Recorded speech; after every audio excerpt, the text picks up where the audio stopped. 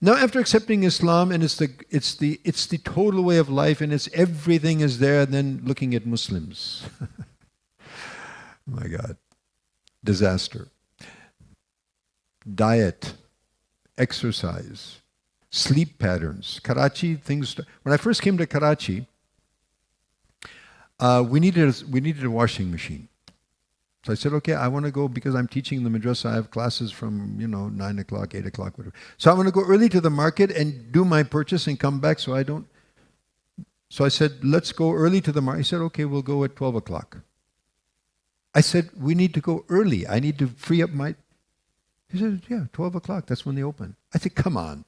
12 o'clock? Are you kidding me? He said, no.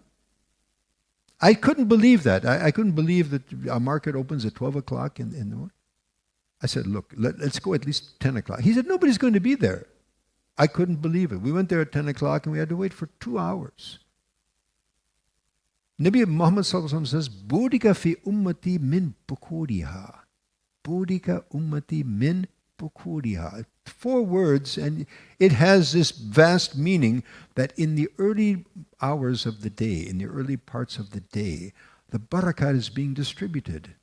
And all of Karachi is snoring away, losing all of that barakat. And then what's going to happen to the rest of the day? So by the time they actually get to the market, okay, it's lunchtime. After lunchtime, we're feeling tired. And then they end up staying up there until night, 8, 9, 10, 11 o'clock, sometimes later in the night. And what they could have achieved in a few hours in the morning, they're not achieving, in all those long hours that they spent outside of the paradigm or the peripheral of the barakat of Allah that He's provided in the beginning of the day.